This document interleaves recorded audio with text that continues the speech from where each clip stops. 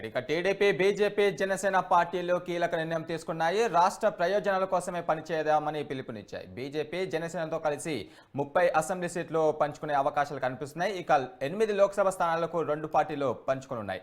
ఇక నేడు అధికారికంగా ఈ ప్రకటించే అవకాశాలు కనిపిస్తున్నాయి. టికెట్కు ఎవరిచ్చినా గెలిపే లక్ష్యంగా పనిచేయాలని చంద్రబాబు పిలుపునిచ్చారు. ఢిల్లీ నుంచి 18 నియోజకవర్గాల నాయకులతో చంద్రబాబు మాట్లాడారు.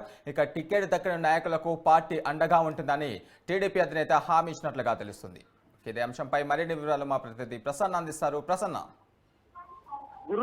వాళ్ళ ఉదయం 10:10 ప్రాంతంలో టీడీపీ అధ్యక్షుడు చంద్రబాబు, అదేవిధంగా జనసేన అధ్యక్షుడు పవన్ కళ్యాణ్, కేంద్ర హోంమంత్రి అమిత్ షా, బీజేపీ జాతీయ అధ్యక్షుడు నడ్డా సమావేశం అవుతారు. ఈ సమావేశంలో కొన్ని కీలక అంశాలు ప్రధానంగా చర్చించే అవకాశం ఉంది. పొత్తు కుదిరింది. సీట్ల సర్దుబాటుకు సంబంధించి 3 పార్టీల మధ్య కొన్ని రకాలైన ఇబ్బందులు ప్రధానంగా ఎదురవుతున్నాయి.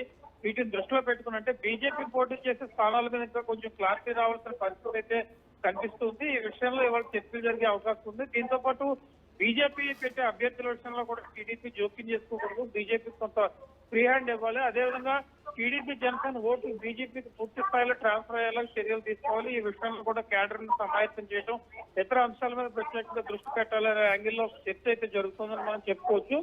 అయితే దీని వరకు ఎంతవరకు ఇవాళ ఫ్రూట్ఫుల్ గా చర్చలు జరుగుతాయి, చర్చలు ఫ్రూట్ఫుల్ గా జరిగిన తర్వాత దీనికి సంబంధించి ఎలాంటి ఫీడ్బ్యాక్ వచ్చే అవకాశం ఉంది అనేది మనం చూడాల్సి ఉంది. అయితే ప్రసన్న, బీజేపీకి 6 అసెంబ్లీ సీట్లు కేటాయించినట్లుగా తెలుస్తుంది కదా, మరో 4 కోరుతున్నట్లుగా సమాచారం. దీనిపైన అప్డేట్స్ ఏంటి? అంటే బీజేపీకి సంబంధించి ఒక 6 నుంచి 8 పార్లమెంటు స్థానాలు ఇచ్చే అవకాశం ఉందని ఒక చర్చ అయితే జరుగుతుంది. ఆ 6 నుంచి 8 పార్లమెంటు స్థానాలకు సంబంధించి 5 వాటిల్లో క్లారిటీ వచ్చింది.